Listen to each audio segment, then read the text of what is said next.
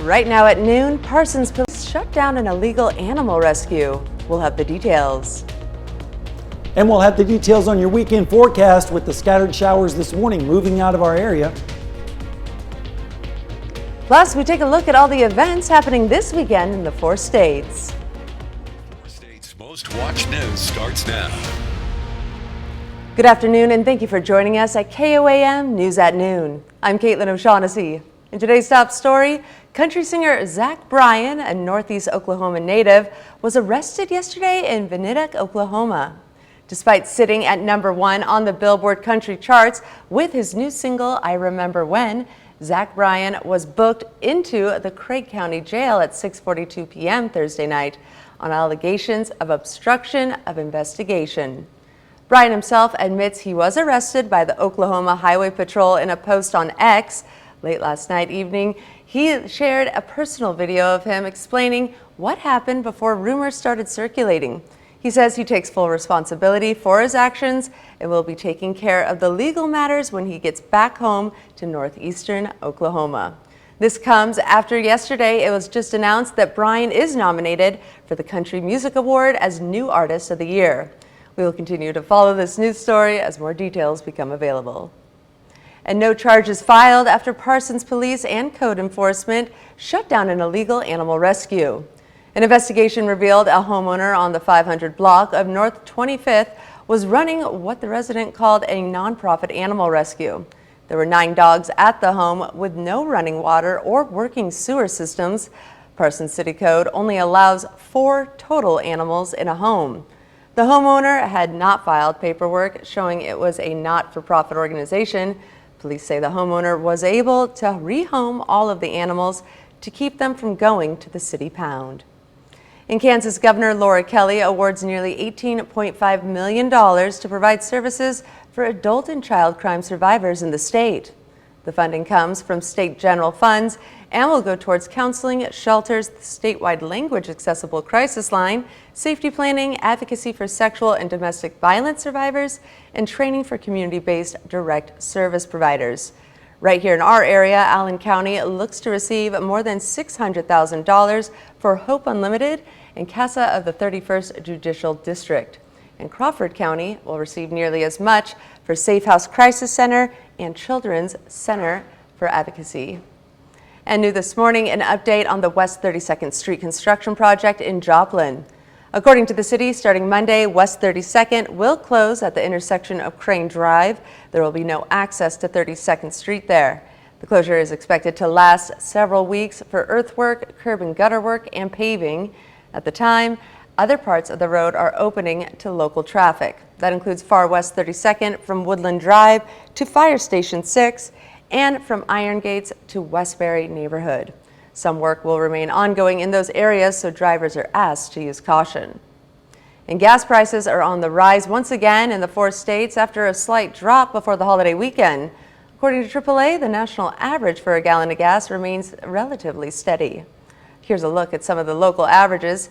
Data collected by AAA shows that you can get a gallon of regular unleaded for $3.41 in Jasper County. Across the state line in Crawford County, the average price per gallon is $3.40, and down in Ottawa County, it's $3.44. The price of oil has increased this week after news that Saudi Arabia plans to continue its voluntary production cut through the end of the year. And now let's take it over to Sam Lane, who joins us with a look at your weekend forecast. All right, thank you very much, Caitlin. Yeah, we had those showers and thunderstorms this morning, but they have now moved well to the south. We just have a few sprinkles now up near Stockton and Greenfield, and that is about it. And that rain this morning helped wash out some of the pollen, but we're still dealing with a lot of ragweed, nettle, and chenopod. And tomorrow will be a little bit worse at 10.5, so we've seen some improvement. Your UV index forecast for today is still going to be on the high side, 8 on the scale, which is about 20 to 25 minutes of burn time. So make sure that you are taking the hat, sunglasses, sunscreen, find some shade, limit your time outdoors if at all possible to avoid being burned. Looking at your afternoon, we're looking at temperatures in the 80s right now, warming up to around 85, 86 degrees this afternoon, and then dropping down into the 70s later on tonight. Looking down the lane, we had those morning storms, but we have a dry weekend in store for us with more scattered storms on Monday and a much cooler fall-like weather pattern coming up for the coming week, and I'll detail all that in our forecast in just a bit. The McDonald County High School baseball program is getting a boost thanks to a donation. The family of Ray Clark is donating $10,000 to the program. Clark attended Anderson High School in the 1940s and was a baseball standout. He played for the Joplin Miners in 1952 before eventually making the major league, playing for both the Boston Red Sox and New York Yankees. He passed away recently, but school officials say his legacy will live on. So we've got some equipment needs. Most specifically, we need a new hack attack, which is basically a pitching machine that you can use for multiple things. But that's kind of the short-term thing, and with the format that they've chosen for the donation, there's things each year that that'll help provide our kids opportunities and more efficient practices and things like that. The money will be stretched over 20 years, with the program receiving $500 per year. Do you have plans for your weekend? Well, there's lots going on across the 4 states this weekend, and here are just a few you might want to check out. JOMO Pride Fest starts this evening and continues through the weekend. The event includes music vendors and a costume contest. There's also a parade tonight at 7 p.m. That's all happening in downtown Joplin. And then Gem City Days gets underway tomorrow in Diamond, Missouri. The parade is at 10 a.m., followed by music throughout the day. A cornhole tournament starts at 5 p.m. Saturday. There's also a car show and burnout contest. For the kids, there's a bounce house and a blow-up slide. All activities are being held at Diamond High School. And on Sunday, a blessing of first responders. This is scheduled for 10 a.m. on the square in GIRARD, Kansas. The service will begin with music and end with the blessing of firemen, law enforcement, and emergency medical responders. Lunch will also be served. In Joplin, it's Rockstock at Landreth Park. The event features local musicians, and it starts tonight and continues into Saturday. This is the final event of the Joplin 150th celebrations. Also, Prairie Day is this weekend at the George Washington Carver National Monument in Diamond. Prairie Day commemorates George Washington Carver's childhood environment through storytelling. You can check it out tomorrow from 10 until 3. And finally, it's Chief SARCOXIE Days in the town of SARCOXIE. The event started yesterday and continues throughout the weekend. Today's events include the home show starting at noon. There's also music starting at 5 p.m. and the night wraps up with a street dance starting at 10:30. And that's a look at today's top stories and weather in our 4 states region. Up next on KOAM News at Noon, it's the 1-year anniversary of Queen Elizabeth II's passing. We remember her legacy and take a look at the new chapter for the royals. And later, we're making Grandma Rose's best ever noodle pudding in the Mr. Food Test Kitchen. Stay tuned. Today marks 1 year since the passing of Queen Elizabeth II and her son's accession into the British throne. CBS's Ian Lee is in London with more on the new chapter for the royals. Royal gun salutes rang out across the United Kingdom, and a military band played to celebrate 1 year since King Charles took the throne after the death of his mother, Queen Elizabeth. Some of these same soldiers took part in the Queen's state funeral last year. King Charles attended a church service with Queen Camilla Friday and released a photo of his late mother along with an audio message. We recall with great affection her long life, devoted service, and all she meant to so many of us. Prince Harry was also back in the UK, paying tribute to his grandmother at a charity event. I know exactly 1 year on that she is looking down on all of us tonight. King Charles has been doing his best to fill his mother's shoes, but he's faced some challenges. One recent poll showed a 5% drop in support for the monarchy, with 40% of those aged 18 to 24 preferring an elected head of state. Still, King Charles has the majority of the nation behind him. I think he has the potential to really lead the monarchy in a good way. I think he's doing okay. You know, he'll get better as time goes. His job 12 months in is not only establishing his rule, but defending the future of the monarchy. Ian Lee, CBS News, London. Prince William and Kate remembered Queen Elizabeth's life at a private church service earlier today. Still to come on KOAM News at Noon, we see what's cooking with Mr. Food. Years ago, I got a recipe from my grandmother that I want to share with you. And the timing couldn't be better, since this weekend is Grandparents' Day. And we have some showers this morning, but we have sunshine this afternoon. What does that mean for the weekend? I'll have the answer when we come back. Well, we had lots of lightning and thunder this morning, waking a bunch of people up, but we need the rain, that's for sure. And some areas got quite a bit. We'll show you that in a moment. But first, let's look outside and show you what's going on in Seneca, Missouri at Indigo Sky Casino and Resort. Not a whole lot, just lots of sunshine, blue skies, a few clouds off in the distance as those thunderstorms start to move away from our area. In Pittsburgh right now, it's 78 degrees with an east-northeast wind at 7, dew point at 59, the humidity is 52%, and the pressure is at 30.07 inches of mercury, and the visibility is up to 10 miles. Radar right now is all clear. We might have a sprinkle or two over near Greenfield, but that has now started to dissipate just a little bit. But in its wake of the storms, look at this. This is radar estimate, though. I think it might be overdoing it a little bit.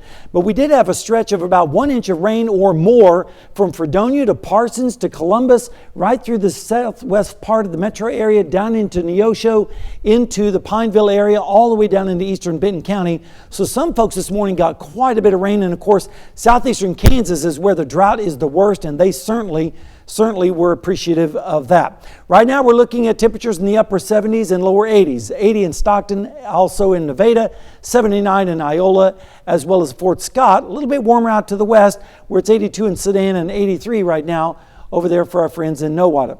Dew points, they're still very comfortable in the 50s up to the north, and then you get into the 60s and upper 60s down to the south. And so on our dew point tracker, we're starting to feel not bad, but getting a little bit sticky out there, especially down in the Oklahoma side, but still refreshing for our friends up to the north. And as we go through the weekend, we're going to have drier air move in with dew points in the 40s and 50s. And then on Monday, the 60s come back ahead of the next storm system, giving us another chance of rain. But no rain to be found for the next 36 hours. Very, very small chances, almost close to zero across the area. Now, it's all because we have this system over us this morning. That's now moving away. But then this ridge of high pressure is going to be building back into our area on Saturday and Sunday. But then on Sunday night into Monday, here comes another wave dropping down from the north, and that's when our rain chances are going to start to increase once again. And then the good news is behind this system, there's some colder air from Canada that's going to move down from the north, and that means fall-like weather in our forecast. But first we have to get through one more storm system, and that storm system could dump around ½ an inch of rainfall in some isolated areas, maybe close to an inch in even more isolated areas, but we definitely need the rainfall, so I don't think anyone's going to complain about that, especially if it falls past the weekend on to Monday. This afternoon, temperatures are going to be warming into the 80s and lower 90s, especially out towards the west. Then tomorrow, partly cloudy skies, a perfect day, Chamber of Commerce day, really, with temperatures in the 50s up to the north, 60s down to the south. And then by afternoon, just a few passing clouds with highs in the mid to upper 80s, maybe a 90-degree reading or two out towards the west. Then as we go into Sunday morning, partly cloudy skies, maybe an isolated shower with lows in the 50s and 60s. And then Sunday afternoon, looking pretty good with partly cloudy skies with highs in the 80s. But then here comes the next storm system in from the north and west. And by Monday morning, we'll see some scattered showers around with highs or actually lows in the 60s. And then highs on Monday afternoon only make it into the 70s with a 30% chance of scattered showers and storms. And then on Tuesday, Wednesday, and Thursday, highs in the 70s and lows in the 50s. Are you kidding me? And that continues right on through the rest of the forecast. Next weekend, maybe another shower on Saturday or Sunday evening, I should say. Are you kidding me, Sam? Yeah. No, I'm not. That's the real truth right there. That's the real deal. All right. Well, stick around. It's time to check in with Howard and the Mr. Food kitchen staff. Today, he's making a traditional Jewish dish with a recipe that was passed down from his grandma. It's called Grandma Rose's Best Ever Noodle Pudding. Take a look. In case you didn't realize it, this Sunday is Grandparents' Day, a day set aside to celebrate our mom and dad's mom and dad. While you're coming up with ways to make them feel extra special, why not take a few extra minutes to learn something from them? This was something I did with my grandmother Rose before she passed away. I asked her to share a few of her favorite recipes with me so that they could live on as part of her legacy. She did, and now I want to share one of them with you. It's her noodle pudding, or as we call it, kugel, and boy is it good. She told me how she made it and how much pleasure she got from serving it to her family. Then my grandmother let me in on what her secret ingredient was. It's lots of TLC. For those of you who aren't familiar with noodle pudding, it might sound a bit odd, but think of it as a really tasty bread pudding, only made with noodles instead of bread. To get the recipe for our best ever noodle pudding, all you have to do is visit our website. I'm Howard in the Mr. Food Test Kitchen, where today we found a grandmotherly way for you to say, ooh, it's so good. To find this recipe, along with many others, just head over to our website at KOAMnewsnow.com and click on Mr. Food. Now here's a look at the 4 state market prices.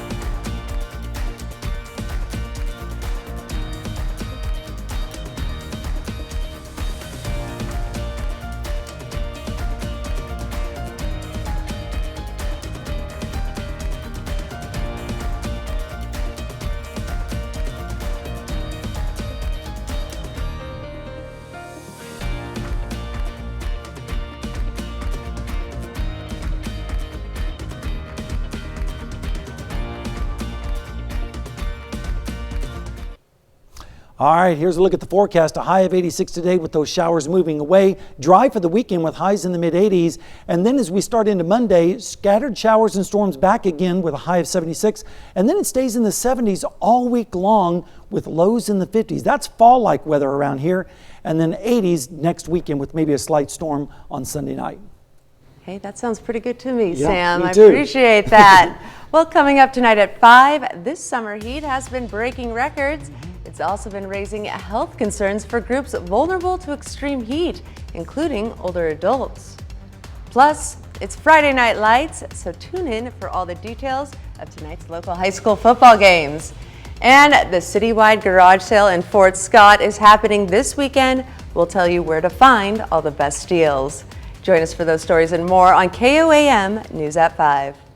And that'll wrap it up for us this Friday afternoon. Thank you for joining us, and have a happy and safe weekend, 4 states.